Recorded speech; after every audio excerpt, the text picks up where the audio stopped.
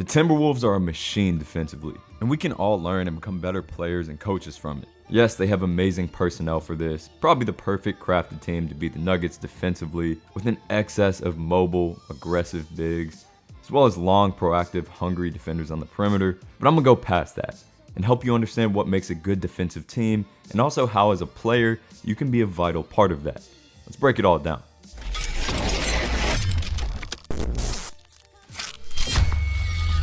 So first off, much of this starts with ball pressure. Picking up the ball at half court or far before that all game long. Not necessarily always trying to turn the ball handler over, but if you can slow them down a bit and shorten the shot clock, that's huge in itself. Like here, they may only have 12 seconds or so to get into their offense once they finally get to breathe.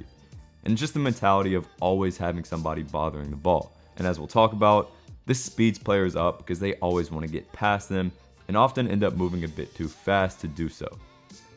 Even just soft pressure disrupts offensive flow too. Here the entire offense is used to Jokic cruising up the court and initiating something in rhythm. Now simply because Nas picks him up here, it gets a bit more stagnant. Then of course if they can, they'll be aggressive with it. Even a few plays like this per game will get in the offense's head and completely shift the rest of their decision making. He's in a straight jacket. Look at him trying to get out. He wiggles away. He got it off to Jackson. 2 minutes gone in the second. Shot clock down to 7. Alexander walking. This defense of Minnesota has been incredible. Murray, corner, Watson, no time to fire. Lets it go. Watch how disciplined they are with it too. Even after a stop and a made three, he almost forgets, but he's back on. That takes crazy mentality to do consistently with a big lead. Next are their closeouts. No choppy closeouts like many coaches often teach, but flying around with the basketball at full speed. Worst case, forcing them to put the ball on the ground and drive into a defense that's unbelievable at scrambling and rotating. Watch the first step as soon as they see this too. They're off that line so quick that by the time they catch the ball, they feel the defender flying in hot. And this is even on second efforts too. Because when you're playing against a dominant big like Jokic, especially one who can pass at a world-class level, you're going to end up disadvantaged on defense. And the only way to neutralize that is elite closeouts and rotations, which we'll get to. Caldwell Pope. Corner, step back 3. Notice the physicality too. This is more of a mental thing. It's like throwing body shots or little jabs in boxing. These start to accumulate, and as they add up, the other team gets a bit frustrated, thrown off their game, and out of it mentally. It's tough to stay composed through this. And honestly, it seems like their philosophy is, hey, if you pick up a foul or two early, especially off the bench, it's fine. I also like how proactive and not reactive their defense is too. Like here, Alexander Walker's being super aggressive as he's telling Gordon where to go, not the other way around and reacting.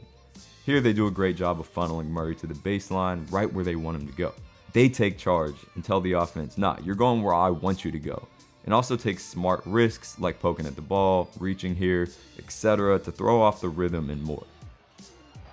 They know they'll get beat sometimes playing this way, but if you trust your rotations, ability to scramble, and athleticism to figure all this out, it's worth it.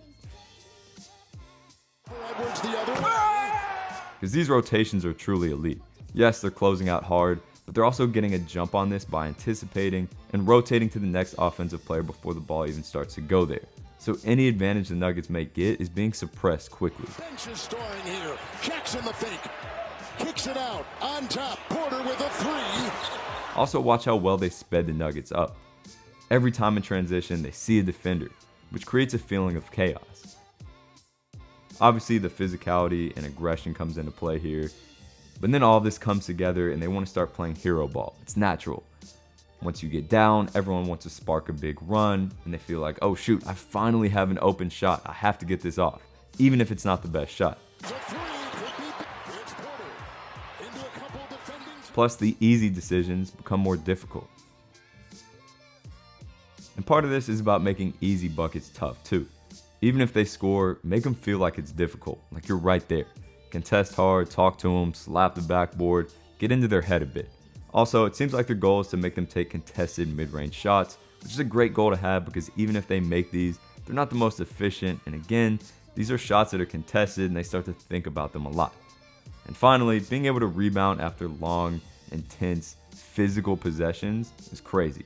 But They get it done, and it's a testament to how dialed in they are all game. Oh, and I almost forgot the biggest key. Having your best player buy in fully and lead the way defensively, and constantly supporting and shouting out the players who may not be scoring but are doing their thing defensively is crazy. But I do want to just shout out Jay McDaniels, man, before I get out of here. He's been phenomenal this whole playoff run and this series in particular. I think he's like a plus 51 or something, and only probably had 5 points, took 3 shots in all 2 games, and don't complain, keep guarding, keep picking up full court, and we wouldn't be the team that we are today. We wouldn't have been the team that we was in the regular season, and hopefully we can keep him out there and he keeps playing like that, man, because he's definitely the X factor of the team, and everything that he brings is we thank him so much, man. The fact that Ant is fully bought in all game, not just conserving his energy for offense, that truly does have an immense impact. So a little bit different type of video today, but hopefully you guys enjoyed it and can learn from it. If you can become a great piece on an elite defensive team, you're going to play anywhere. Also, it's only right to plug my Lockdown Defender program. Make sure to check that out in the description. If not, see you next time. Stay tuned. Appreciate you.